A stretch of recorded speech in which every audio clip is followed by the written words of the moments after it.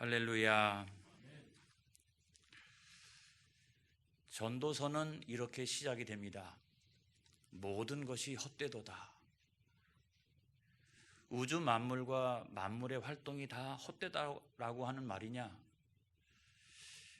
우리가 인생을 살아나가면서 해야 할 일도 있고 하지 말아야 할 일도 있는데 그 선과 악도 다 헛되다라고 하는 말이냐?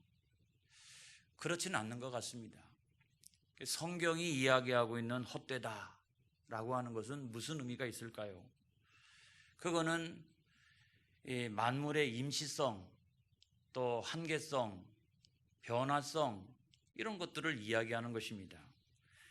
여러분 성경 말씀의 4절에 보면 한 세대는 가고 한 세대는 오되 땅은 영원히 있도다 이런 말씀이 있어요. 인생이 그만큼 짧다 이런 말이고, 6절에 있는 말씀에 보면 바람은 남으로 불다가 북으로 돌아가며 이리 돌며 저리 돌아 바람은 그 불던 곳으로 돌아가고, 자연은 예측하기가 참 어렵다 이런 말이죠. 또 8절의 말씀의 중반절에 보면 눈은 보아도 족함이 없고 귀는 들어도 가득 차지 아니하도다 이런 말씀이 있어요. 인간의 지식이라고 하는 것은 다 한계가 있다. 인간의 지식으로 이해할 수 없는 일이 세상에 얼마나 많으냐. 의인이 고통을 당한다든지 또는 악인이 부유하게 산다라든지 이런 것들은 참 이해하기가 어렵다 이런 말씀이고, 또 9절에 있는 말씀에 보면 이미 있던 것이 후에 다시 있겠고 이미 한 일을 후에 다시 할지라 해 아래는 새 것이 없나니 이런 말씀이 있어요. 인간의 우매함, 어리석음 이런 것들도 반복된다는 거예요. 그래서 인생이란, 만물이란, 또 만물의 활동이란 다 헛되도다 이런 이야기입니다. 전도서가 우리에게 주는 가장 핵심적인 주제는 어떤 것일까요? 인생이란 또는 만물이 다 헛되다 이거를 전도사가 우리에게 설명해 주려고 하는 것은 아니라고 생각합니다. 오직 참된 것은 뭐냐? 그것은 하나님의 섭리라는 거예요. 할렐루야. 하나님의 섭리라는 거예요. 하나님의 섭리만이 영원하고 불변하고 신묘막측하다. 신묘막측하다. 저는 요즘 아주 놀랍니다. 나쁜 바이러스라고 하는 것이 무슨 물질 세계에만 있는 것도 아니고 영적인 세계에도 있는데, 그것이 곧바로 이단과 사이비입니다. 그 이단과 사이비가 수많은 사람들의 가정을 파괴하고 또 사회를 혼란스럽게 하고 수많은 사람들을 저주의 길로 인도해 가고, 이런 것들을 우리가 생각해 보면 나쁜 바이러스라고 하는 것이 공중에 돌아다니는 그런 것들뿐만 아니라 영적인 것들도 있구나. 근데 워낙 은밀하고 거짓되고 이러기 때문에 상대하기가 어려워요. 그런데 이번 기회를 통해서 하나님께서 CBS를 통해서 또는 모든 공영방송을 통해서 그의 거짓되고 은밀한 속성들을 다 발가벗겨 주시고 드러나게 하시고, 너무나 감사하다는 생각이 듭니다. 한국교회가 그와 같은 역량이 부족하니까 하나님께서 직접 나서신 거예요. 이걸 갖다가 신학적으로 뭐라고 얘기하느냐? 하나님의 선교신학이다 그래요. 하나님이 직접 선교하시는 거예요. 하나님의 선교신학이다.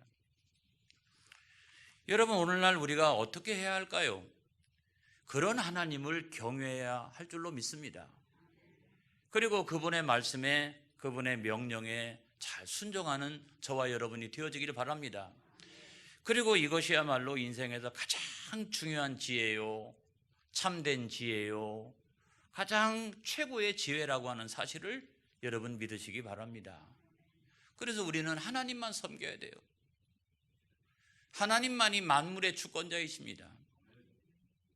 이거를 침범하는 사람은 마귀인 것입니다. 그래서 여러분, 우리가 신론을 공부할 때 신론의 가장 중요한 주제가 뭐냐? 하나님은 창조주시오, 구원주시오, 심판주이시라. 이것이 신론에 있어서 가장 중요한 주제입니다.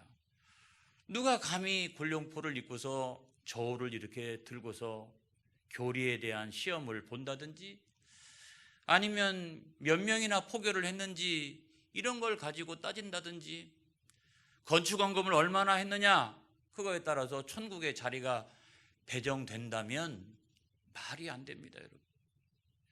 그런 행위와 공로를 가지고 어떻게 구원의 여부를 결정합니까? 그런 행위와 공로를 가지고 영생의 여부, 천국의 여부를 어떻게 우리가 결정할 수가 있습니까? 그거는 하나님의 주권을 침해하는 것입니다. 그거는 용서받지 못해요. 그래서 구원과 영생과 천국이라고 하는 것은 오직 예수 그리스도를 믿는 믿음 안에서 얻게 되는 줄로 믿습니다. 그래서 우리가 잘 아는 성경 말씀이 있잖아요. 요한복음 3장 16절. 요한복음 3장 16절. 우리가 다 같이 한번 읽어보겠습니다. 하나님이 세상을 이처럼 사랑하사 독생자를 주셨으니 이는 그를 믿는 자마다 멸망하지 않고 영생을 얻게 하려 하심이라. 우리가 잘 외우고 있는 그런 말씀이에요. 근데도 저기서 보면 주권이 누구에게 있습니까? 하나님이 얻게 하려 하심이라. 주권이 하나님께 있어요. 누구에게 구원을 주시느냐? 독생자를 주셨으니 이는 그를 믿는 자마다. 그래서 예수 그리스도를 믿는 사람만이 구원을 얻는 거예요. 교주한테 잘한다라고 해서 구원을 받을 수 있는 것이 결코 아니라고 하는 것을 분명하게 이야기하는 거예요. 누가 감히 하나님의 그 주권을 침해합니까? 그거는 마귀나 그렇게 하는 거예요. 우리는 오직 하나님의 명령을 지켜서 행하여야 합니다. 거기에 가감하면 절대로 안 되는 거예요. 예수님은 언약의 실패자가 아니에요. 예수님은 언약의 성취자예요. 예수님은 언약의 완성자예요. 그래서 예수님을 언약의 실패자 자리로 내몰고 누가 언약의 성취자와 그 완성자 자리를 차지하려고 합니까? 그거는 여러분 마귀인 거예요. 우리가 잘 아는 성경 말씀 가운데 마태복음 5장 17절의 말씀이 있습니다. 여기에 보면 이렇게 되어져 있습니다. 다 같이 한번 읽어보겠습니다. 내가 율법이나 선지자를 폐하러 온 줄로 생각하지 말라. 폐하러 온 것이 아니요 완전하게 하려 함이라. 할렐루야. 그래서 예수님은 그 언약을 성취하시고 그 언약을 완전하게 하시기 위해서 오신 분이십니다. 그래서 그 언약을 완전하게 하시는 그 자리를 누가 대신할 수 있는 것이 결코 아니라고 하는 것을 우리가 알게 되죠. 율법의 한 조항 한 조항 그거를 잘 알고 그거를 시험 보고 그거를 지켜 행한다라고 해서 구원받는 게 아닙니다, 여러분. 구원은 하나님의 은혜와 선물이에요. 할렐루야. 하나님이 거저 주시는 거예요. 만약에 율법의 한 조항 한 조항 성경 말씀을 얼마나 많이 알고 있는지 이런 걸 가지고 천국이 결정된다라고 하면 제가 볼 때 우리 교회는 다 통과가 되겠지만 아무튼 많은 분들이 통과되기가 어려울 거라고 생각을 합니다. 그래서 구원이란 하나님의 은혜와 선물이에요. 이걸 믿으시기 바랍니다. 우리가 잘 아는 성경 말씀 에베소서 2장 8절의 말씀을 한번 보겠습니다. 다 같이 읽어보겠습니다. 너희는 그 은혜에 의하여 믿음으로 말미암아 구원을 받았으니 이것은 너희에게서 난 것이 아니요 하나님의 선물이라. 할렐루야. 그래서 우리가 참된 자유와 해방을 누리는 이유는 뭐냐면 율법의 한 조항 한 조항을 지키기 위해서 애쓰고 힘쓰고 노력하는 그 과정에서 얻어지는 것이 아니라 이 구원이라고 하는 것은 그리스도 예수 안에서 하나님이 나에게 주신 은혜의 선물이라고 하는 사실을 깨닫게 될 때에 우리는 참된 자유와 해방을 누리게 되는 것을 믿으시기를 바랍니다. 할렐루야. 그래서 저는 요즘 등장하고 있는 이단과 사이비들을 보게 되면 우리를 다시 유대교로 끌고 가고 있는 것 같아요. 유대교로. 그래서 무슨 새 언약입니까? 헌 언약이죠. 절대로 새로운 것이 아닌 거예요. 우리를 과거로, 우리를 다시 죄의 자녀로 이쪽으로 우리를 인도해 가는 거예요. 그래서 하나님 말씀에 조금이라도 더하거나 빼면 절대로 안 되는 것입니다. 요한계시록 22장 18절로 19절에 있는 말씀에 보면 이런 말씀이 있습니다. 다 같이 한번 읽어보겠습니다.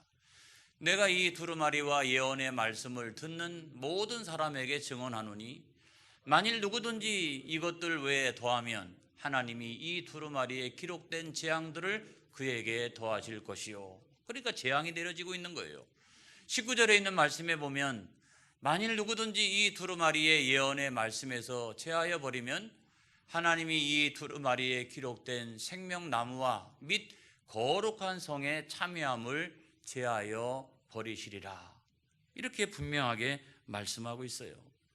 그래서 살짝살짝 하나님의 말씀을 바꾸어서 하나님의 자리를 차지하고 예수님이 마땅히 계셔야 될 그 자리를 차지하려고 하면 그것이 마귀가 아니고 무엇이겠어요? 여러분, 참된 지혜라고 하는 것은 절대로 거짓말을 가르치지 않습니다. 우리가 지나온 몇 달 동안 잠언을 가지고 묵상을 했습니다. 그 잠언의 내용 가운데 상당한 부분이 입술과 말과 혀에 대한 거예요. 거기 어디에도 거짓말을 가르치라고 하는 내용이 하나도 없습니다. 그 거짓말을 하게 되면 저주를 받게 된다고 성경은 말씀하고 있는 거예요. 그래서 잠언 13장 5절에 있는 말씀에 보면 이런 말씀이 있습니다. 다 같이 한번 읽어보겠습니다. 의인은 거짓말을 미워하나 악인은 행위가 흉악하여 부끄러운 데에 이르느니라. 여기도 보면 의인은 거짓말을 미워한다고 성경은 분명히 말씀하고 있어요. 그리고 참된 지혜는 우리로 하여금 저주의 길로 달려가거나 가정을 파괴하거나 사회를 혼란스럽게 하거나 나라와 민족의 근심거리가 되게 하거나 그렇게 하지 않습니다, 여러분.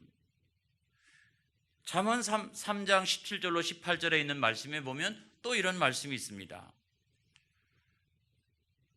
다 같이 읽어보겠습니다. 그 길은 즐거운 길이요 그의 지름길은 다 평강이니라. 지혜는 그 얻은 자에게 생명나무라. 지혜를 가진 자는 복되도다. 할렐루야. 그래서 참된 지혜를 가지고 있는 사람은 가정과 사회에게 기쁨이 되어집니다. 평강이 되어집니다. 생명나무처럼 주렁주렁 아름다운 결실이 있게 합니다. 그리고 그 사회와 민족 안에서 복된 존재가 되게 하는 것입니다. 이것이 참된 지혜가 가르쳐주고 있는 길이에요.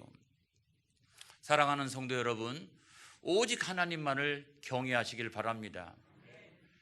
여러분, 그 주권은 누구도 침해할 수 있는 것이 아니에요. 그래서 우리가 온 마음 다하여 그 하나님만을 찬양하고 또 존귀와 영광을 돌려야 될 줄로 믿습니다. 그리고 그 명령을 잘 지키면서 행하는 저와 여러분들이 되어지기를 바라요. 이것이야말로 참된 지혜라고 하는 겁니다. 우리가 이 성경 말씀들을 통해서 지혜라고 하는 것이 이게 한 가지가 아니구나 하는 것을 알게 됩니다. 참된 지혜도 있고 거짓된 지혜도 있고 또 세상의 지혜도 있구나. 우리가 어떤 지혜를 붙들고 살아가느냐에 따라 가지고 우리의 삶은 확연하게 달라진다라고 하는 사실을 믿으시기를 바랍니다. 그래서 오늘 성경에 보니까 참된 지혜가 나옵니다. 12절로부터 15절까지 있는 말씀에 보니까 이 전도서는 솔로몬이 지은 것인데 솔로몬은 왕이 되자마자 하나님 앞에 간절히 구하는 게 있었습니다. 그거는 뭐냐? 지혜였어요. 하나님 앞에 일천번제를 드렸습니다. 그랬더니 하나님께서 나타나셔서 내가 내게 무엇을 줄꼬 물으셨어요. 그랬을 때 솔로몬이 뭐라고 얘기했냐면 나는 어린아이와 같아요. 출입할 줄도 모릅니다. 나는 하나님 안 계시면 걸을 줄도 모릅니다. 문 열고 나갈 줄도 모릅니다. 그렇기 때문에 나에게 듣는 마음을 주시옵소서. 잘 들을 수 있는 마음을 주옵소서. 뭘 듣겠다는 거예요? 하나님께서 위로부터 주시는 그 지혜를 내가 잘 듣겠다는 거예요. 이걸 믿으시기를 바랍니다. 그래서 하나님 주시는 그 지혜로 내가 국정을 운영하고 나라를 통치하겠습니다. 나에게 듣는 마음을 허락하여 주옵소서. 사랑하는 성도 여러분, 그런 듣는 마음이 있기를 주님의 이름으로 축원합니다. 그런 답변을 듣고서 하나님께서 너무나 기뻐하셨어요. 장수도 구하지 아니하고 부귀도 구하지 아니하고 원수의 멸망도 구하지 아니하고 듣는 마음을 주옵소서. 내가 하나님의 말씀을 잘 듣겠나이다. 그러니까 하나님이 얼마나 기뻐하세요? 그래서 그 지혜뿐만 아니라 부귀도 주시고 장수도 주시고 원수의 멸망도 주신 줄로 믿습니다. 이렇게 하나님께서 주신 지혜를 가지게 되니까 놀라운 일이 생겼어요. 자, 오늘 성경 말씀은 바로 그와 같은 이야기예요. 하나님 주신 지혜를 다 갖게 되니까 어떠한 일들이 일어났느냐? 13절의 말씀에 보면 마음을 다하며 지혜를 써서 그 지혜를 사용하는 여러분 되시기 바랍니다. 하늘 아래에서 행하는 모든 일을 연구하며 살핀즉 무슨 얘기예요? 적용했다는 거죠. 하나님 주시는 지혜를 사용하여 모든 일상의 생활에 내가 적용하기를 시작했다는 거예요. 그랬더니 너무 마음이 괴로워요. 그 지혜의 눈을 가지고 세상을 보니까 너무 마음이 괴로워요. 왜요? 하나님이 인생들에게 주사 수고하게 하신 것이라. 죄로 말미암아서 모든 인간들이 다 괴로움을 당하고 있는 거예요. 이걸 보니까 너무나 마음이 괴로운 거예요. 뿐만 아니라 14절의 말씀에 보면 내가 해 아래에서 행하는 모든 일을 보았노라. 사람들이 행하고 있는 모든 일을 보았다는 거예요. 돈을 위하여 열심히 노력하기도 하고 어떤 사람은 사기치기도 하고 또 명예와 권세를 위해서 수도 없이 많은 사람들을 양해를 구하고 뿐만 아니라 육신의 쾌락을 위하여 살아가는 수많은 사람들을 보게 되었습니다. 그런데 그것들을 다 보는 순간 자, 저 헛된 것을 잡으려고 하는구나. 그래서 느낀 것이 뭐냐면 보라 모두 다 헛되어 바람을 잡으려는 것이로다. 저 바람 같은 것을 뭘 저렇게 잡으려고 그래. 저것이 인생의 마치 전부인 것처럼 사람들이 그 헛된 것을 잡으려고 쫓아다니는구나 하는 생각이 들게 된 거예요. 그리고 그와 같은 것을 가지고는 15절의 말씀에 보면 구부러진 것도 곧게 할 수 없고 모자란 것도 셀 수 없도다. 자기가 열심히 추구하고 있는 그것, 생명을 다하여 추구하고 있는 그것 가지고는 내 인생의 죄악의 문제, 이 구부러진 죄의 문제를 곧게 할 수도 없고 모자라는 것도 셀 수도 없도다. 이렇게 이야기를 하고 있는 거예요. 솔로몬은 이것을 보았습니다. 그래서 안 되겠다라고 생각했어요. 그 하나님 주신 지혜를 가지고 사용하고 적용하기를 시작했습니다. 그것이 첫 번째는 뭐냐면 잠언이에요. 잠언. 일상생활의 여러 주제에 대하여 하나님께서 주신 그 지혜를 가지고 어떻게 살아갈 수 있는지를 교훈하는 그런 교훈집을 만드는 거예요. 그게 잠언이에요. 그리고 정치, 경제, 사회, 문화에 그 하나님 주신 지혜를 적용하기 시작했습니다. 그랬더니 솔로몬 시대가 가장 부강하고 전성기를 누리게 되는 거예요. 그래서 솔로몬이 이야기합니다. 이 참된 지혜라고 하는 것은 금보다도 낫고 은보다도 낫고 진주보다도 낫고 이거는 생명나무라 복되도다. 그리고 지혜가 이 세상에서 가장 중요한 가치라고 솔로몬은 고백을 했던 거예요. 여러분 이걸 믿으시기를 주님의 이름으로 축원합니다. 그에 반대되는 거짓된 지혜란 뭐냐? 이건 정반대죠. 그 거짓된 지혜는 사단으로부터 오는 것이기 때문에 인간의 영혼을 멸망의 길로 인도하고 가정을 파괴하고 사회를 혼란스럽게 하고 나라와 민족의 근심거리가 되게 하고 그것보다 더 심각한 문제는 모든 사람들의 영혼을 미혹의 영을 통해 가지고 저 멸망받을 지옥을 향해서 끌고 가는 것이라는 거예요. 그 다음에 세 번째로 보면 그 세상의 지혜가 나옵니다. 세상의 지혜가 나오는데 저는 저와 여러분이 세상의 지혜가 있기를 바랍니다. 교회가 정치, 경제, 사회, 문화적으로 다른 어떤 집단들보다 앞장서 가기를 원합니다. 하지만 이 세상의 지혜라고 하는 것도 한계가 있는 것이다. 여러분 솔로몬을 우리가 살펴보게 되면 하나님 주시는 그 은혜와 복으로 말미암아 많은 것을 누렸습니다. 그런데 나중에는 타락해 가기 시작합니다. 더 큰 나라를 이루어야지 라는 생각 가운데 주변 나라의 수많은 왕들과 함께 정략 결혼을 하기 시작합니다. 정략 결혼을 통해 가지고 더욱더 이 나라의 어떤 영향력을 확대시켜 나가려고 노력을 합니다. 그러다 보니까 처첩들이 굉장히 많아지기 시작을 했고 그들이 한 가지씩 우상을 가지고 들여오기 시작했습니다.